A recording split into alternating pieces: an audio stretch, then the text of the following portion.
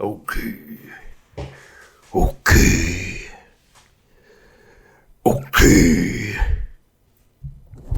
Alright, we're getting this thing on.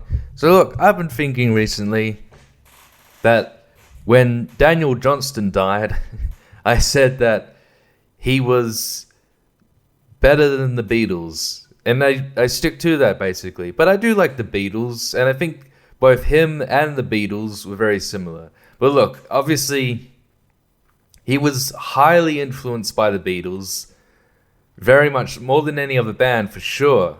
They're probably one of the biggest influences on his life in general. But the Beatles weren't influenced by him. They didn't know him, obviously, when they were making their music. But even when he did start making music and getting popular, the Beatles, the remaining three, probably just like, who's this creep?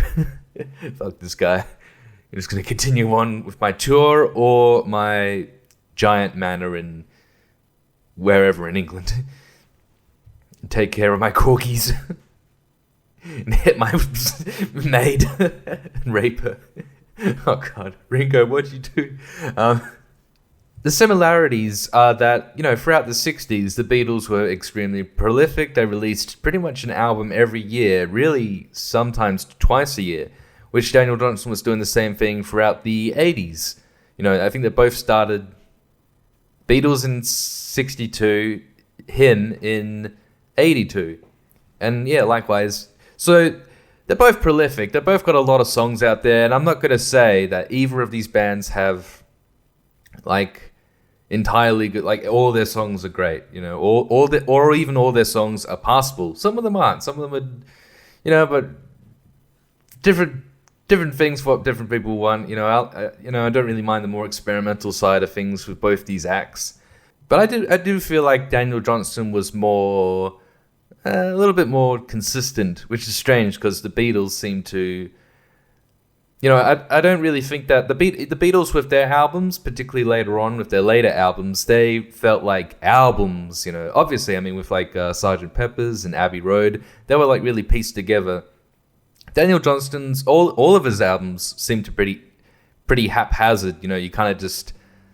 These are the songs that he happened to come up with this year. Here they all are. He's not just like, oh, I like this song, but it doesn't fit with the theme of the album. Maybe he did do that. I don't know. Maybe there's more going on than you think. But obviously with a dude just recording on a toy keyboard with one microphone in his brother's garage, as opposed to the millions of dollars spent on the Beatles recording situation. Yeah, it's a bit different. So it's going to end up with some kind of difference in aesthetic.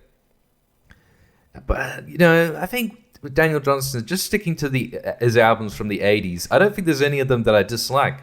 Maybe not in their entirety. There's albums that I wouldn't say... In fact, there's only one I think I like all the way through, Respect. But, yeah, a lot of the other albums, there's songs here and there that I can skip over that one. I could take or leave it, but then you'll have 3 songs in a row, whatever, that are really amazing. So yeah, he's a bit more consistent because the Beatles, I reckon some of their early albums, not their first, but For Sale and With Love and Here Come the Beatles and all these fucking albums they were releasing, when they were hot and popping at the time. And I think just before they came to America, but they were just in 64, just throwing out albums, making a movie here and there, and, really, really popping, obviously, but kind of just releasing, I feel like they did so well on their first album, and then they kind of just repeated what they were doing on that album, but just doing it so much more worse, And then, eventually, about 65, they were let's try and shake it up a bit. And shake it up they did, and, yeah, good on them for that. I mean, they obviously... But also, I think Daniel Johnston's style is more consistent. It is kind of just the one thing. He didn't change it up too much, and still he started playing guitar later on, and using a better microphone, which made the music worse. But I guess here's the thing that I want to talk. There's much that I could say about this, and I am kind of going on. But here's the main thing I want to say. So we have 2 songs, one each from these acts.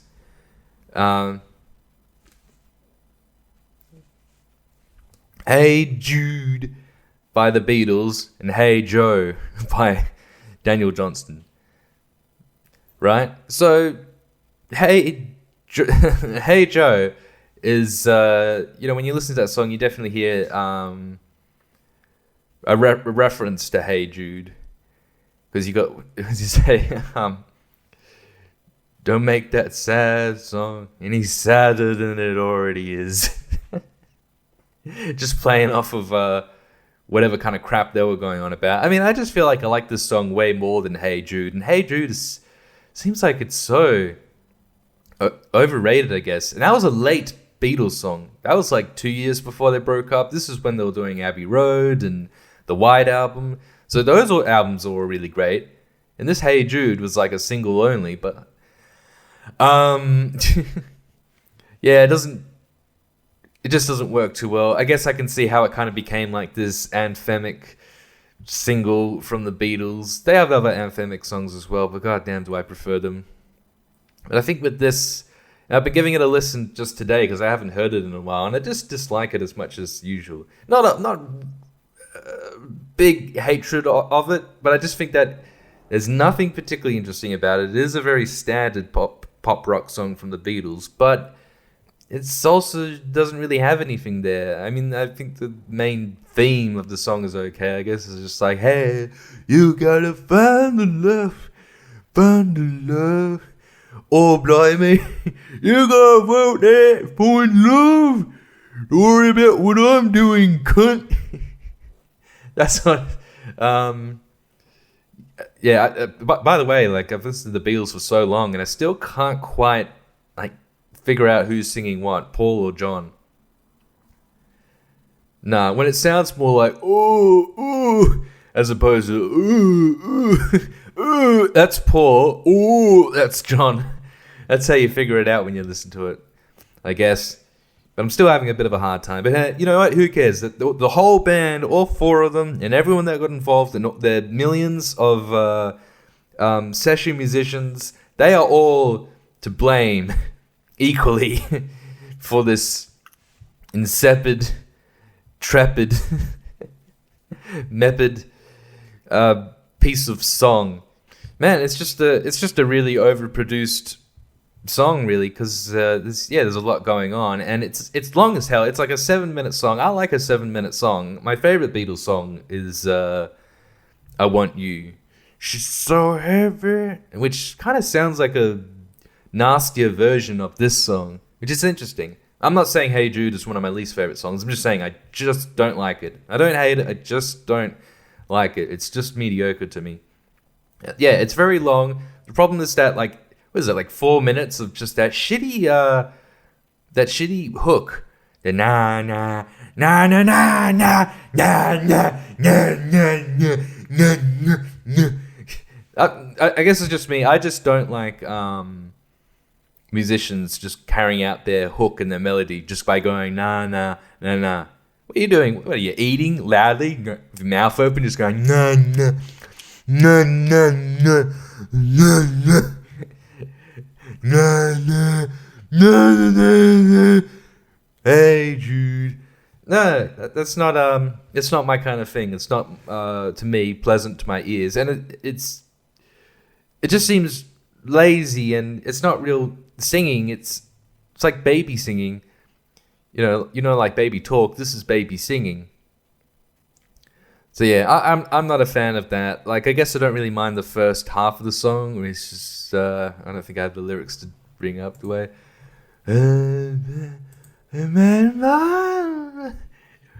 Why don't you put your love on ice and bring it here?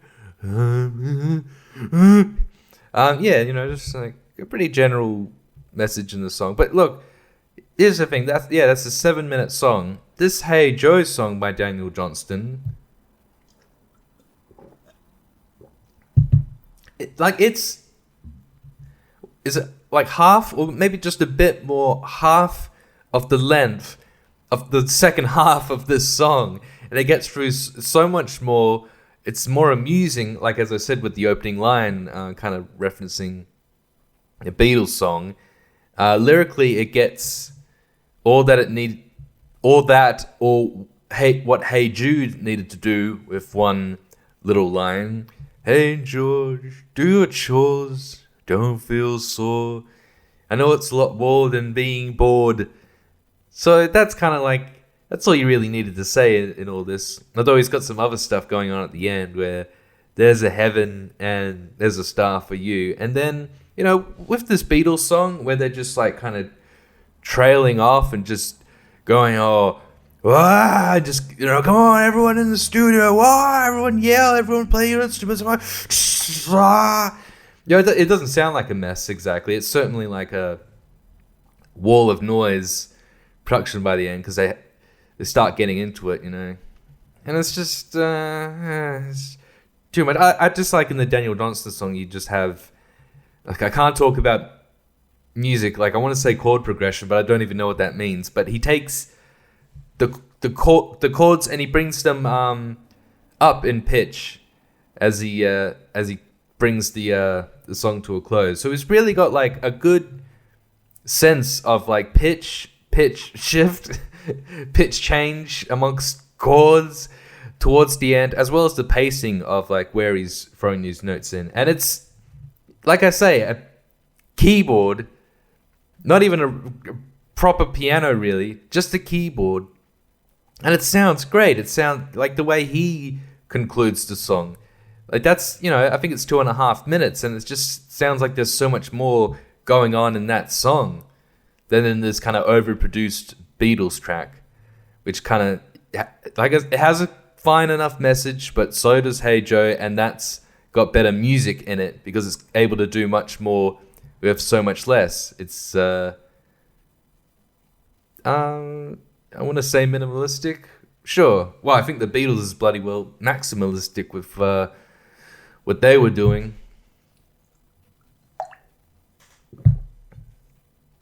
Anyway, I think that's it. Yeah, that's all I wanted to say. I just want to get that out there to the world. Daniel Johnston, cool. The Beatles suck. The Beatles are gay. They're gay. Their music is for kids. Some of their music really is for kids, I've been thinking.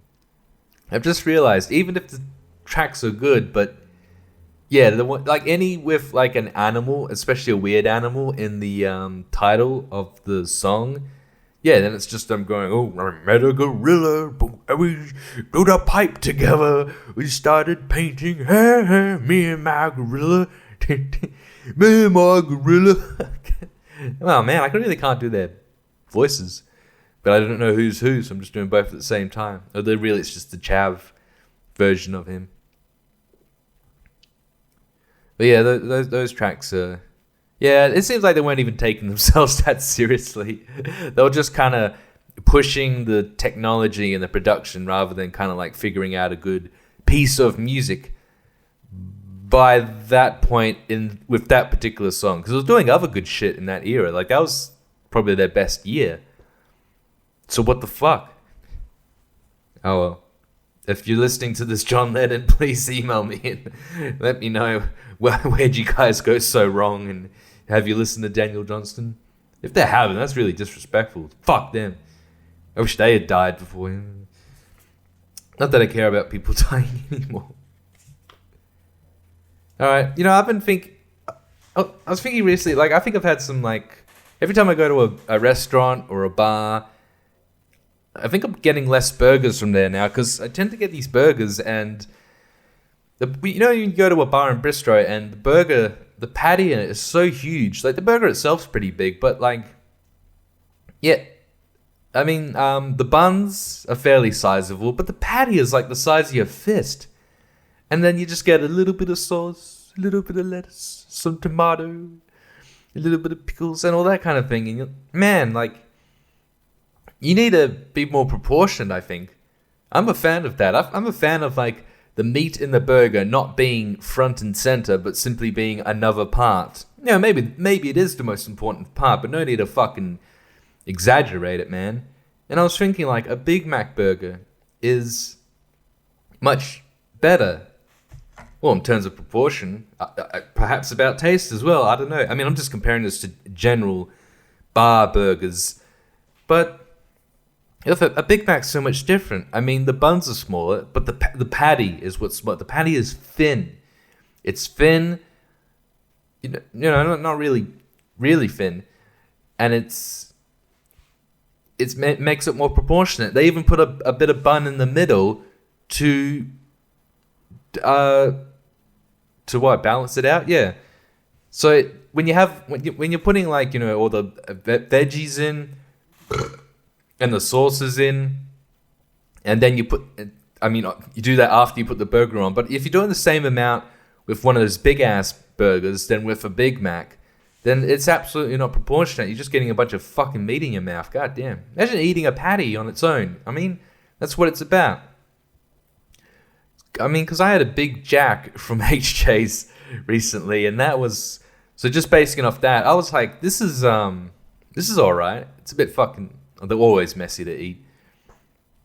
Yeah, you got to learn how to drive while eating a quarter pounder.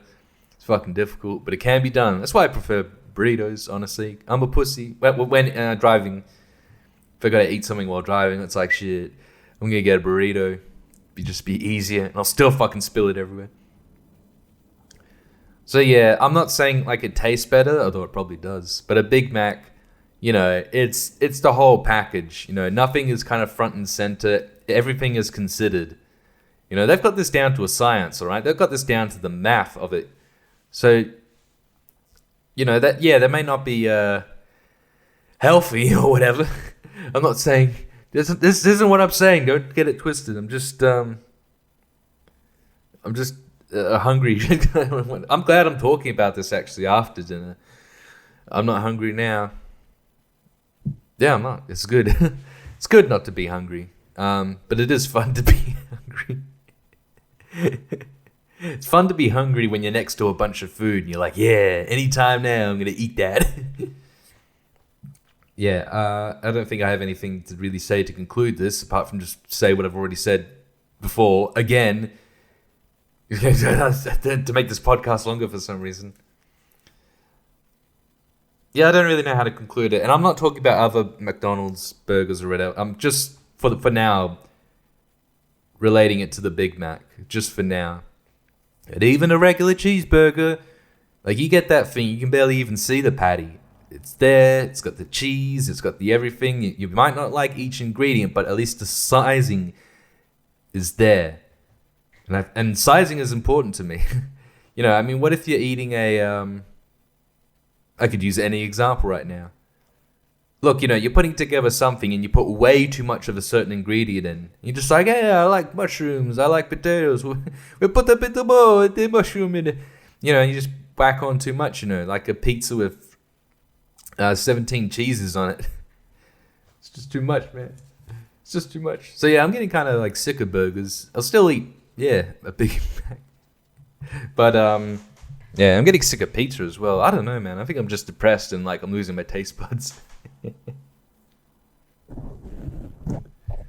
All right, on to I just want to quickly say this in one sentence. I had my most important comedy show I'll ever have to do, that I've had to do so far in my career now. Really the first time I'm getting paid for one, which I haven't been paid for yet, but we'll see about that. A lot of money as well, god damn. And the first time I'd done more than 5 minutes, I did a 25-minute set.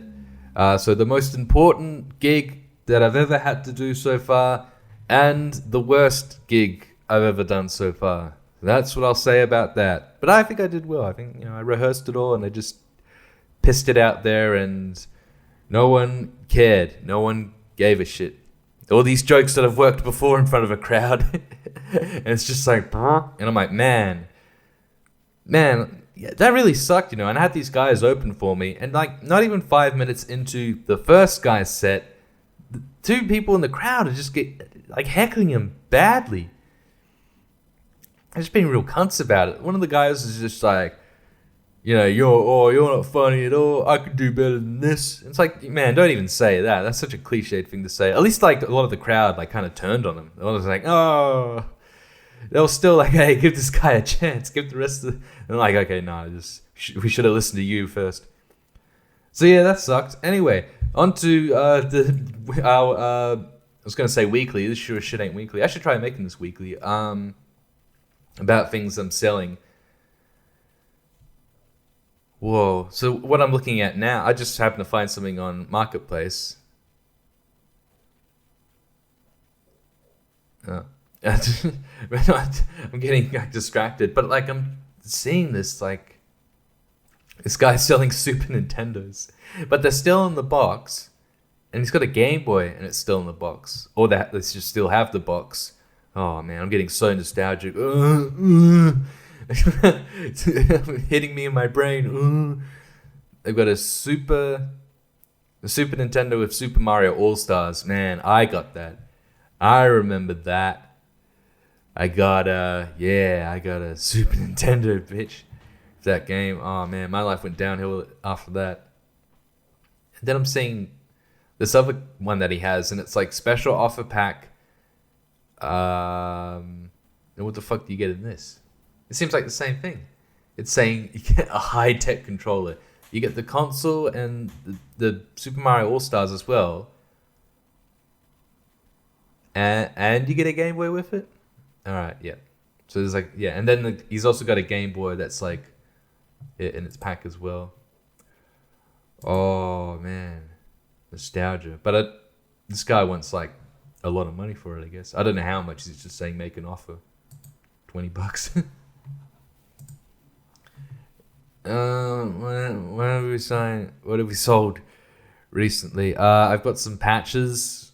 I don't even know where I got them from. That's cool though. I just got them in. I probably got them from like Mania. Remember Mania, the kids magazine? You know, like K-Zone and Mania had one. So that was probably one of the things that the special gifts that they give out in one of them. Yeah, so I never wore those, and now I'm just selling them off. The guy's paid me, but he's not shown up to get him. No, he will later.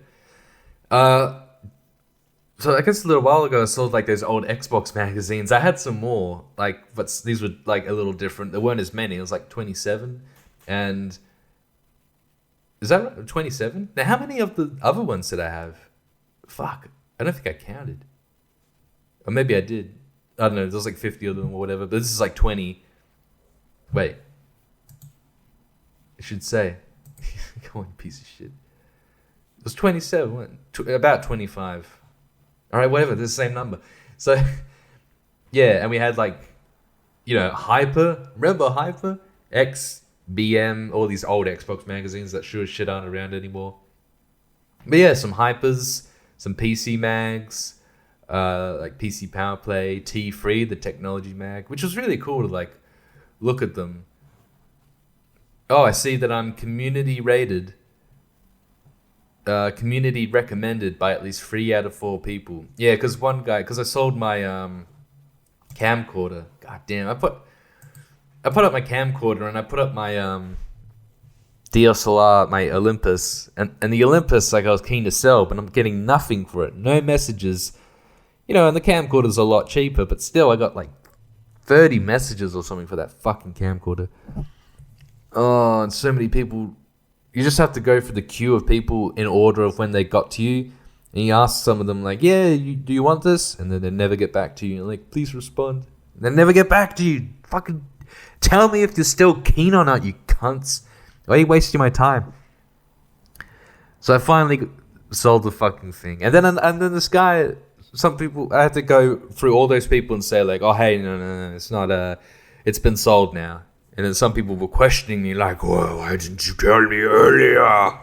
And I said, there's a queue of people and I have to go down that queue. And some of them didn't respond to me. They're cunts. So, yeah, but I finally got to someone who picked it up, and you had asked to have it after them. So they deserved it before you. Yeah, but one guy, like, what the fuck did he say? He's like, I told him that, and he's like, well, I wouldn't believe you. Why would I believe you? Well, believe me or not. Like, what the fuck do you think? That I'm just like, I'm not going to respond to you. I'm going to give this to someone else. Like, I'm being fair. And then he was like, I'm going to rate you accordingly on Facebook Marketplace. I'm like, I didn't even know you could do that. I've never like looked at someone's thing and been like, ah, you look like a trustworthy seller. I mean, that's cool, but I just don't see that sort of thing. So yeah, you fucking daft cunt. You fucking what is with that guy? And he just doesn't take my excuse. It's not an excuse. Like my reason. Why would I sell the camera to him? And I don't know. I mean, I don't think it was one of those people that was like, "I'll give you $10 less for it." It's like, man, I got all these other people like asking for it. Yeah, there was that, and my vinyl player I sold. Hooray! Finally. Although I had to bring the price quite a bit down, because again, people kept asking about it. Like, hey, have you still got this? I'll give $20 less, and I'd be like, yeah, I'll take that. And then they're like, I'm like, what? Get back to me, man. Are you coming around to pick it up? Give me the money. Oh man, people are. I don't know. I mean, I don't like them, but they yeah, this is the thing that's annoying me now about the whole selling business. Just time wasting, and just when shit doesn't sell either. But I don't know. I just like people that I. Or maybe they just changed their minds about it. Like, oh no, man, I don't want this anymore. Oh no, mate, that'd be pretty cool to have, but oh no, I can't. Just say you're poor. Just say you became poor. You fucking miserable failure. That's why you can't buy my Dragon Ball Z cards off me. And I got Pokemon cards as well to sell, but I don't. Oh, actually, I do know how much they are, and they're basically $1 each. There's no. I don't think you can really get much money off Pokemon cards anyway. I don't think the price has gone up that much. Well, yeah, but like I say, let's say you might have some that are like $4, and what, you got like 100 of them. Yeah, I guess you could be making money, but it's just a lot of work. I'd rather just be like, okay, so these are $50, $70 for I wonder how many cards I have there. Probably 100. And I never played Pokemon. I never played the game. I never played Dragon Ball Z. And I wish I did. Like, this is like a big regret of mine. I want to go back to my childhood. I don't even have to. I'm sure I could find a tournament and bloody take them there. Maybe I should. Maybe I should start getting into Dragon Ball Z. I'm trying to sell these cards. I'm about to put them on Marketplace now. And I'm like, maybe I should just keep them and just start going to tournaments. So I can keep my virginity, even though like card playing is like fairly representative of both genders, and you might be likely to at least hang out with girls at them. Might even find a sexy lady to fucking marry at these places. Yeah, people are really like behind the ball on like what's nerdy. Like, oh yeah, if you watch anime, you get no pussy. No pussy. I know so many guys who are like, they're real pussy getters. I mean, I guess they have girlfriends, but they're all into anime. Like, oh, dude, I can't wait to go home, watch Crunchyroll. Gonna go home and watch Gyro Strubra. They'll do something like that.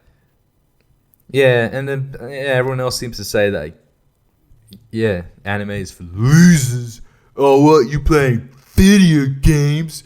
You trying to hold on to your virginity, you incel? I don't know, I'm playing this for my wife right now.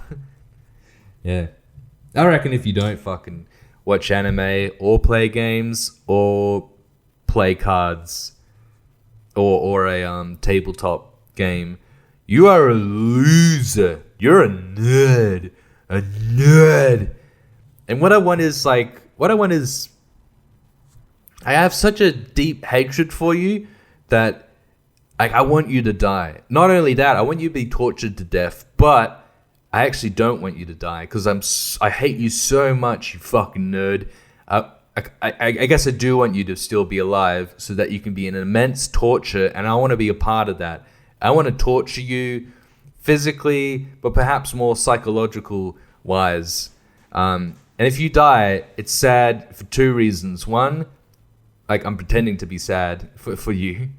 But it also is genuinely sad because, yeah, now I know how long I have you to torture. And I would feel a genuine sadness if you died because I wouldn't have you to torture. No, I think all the time about like, how am I going to get this nerd, this fucking nerd, loser, geek, virgin, furry, kike, honky. Yeah. So please don't kill. I want to psychologically fuck with you so much to the point where you want to kill yourself twice. But don't do it. Don't do it. You need to stay alive and be a martyr for my masochistic schadenfreude playfulness. I mean, teasing psychological breakdown of your psyche. So yeah, that's my anti-suicide statement for this week. Yeah, that's all I got anyway.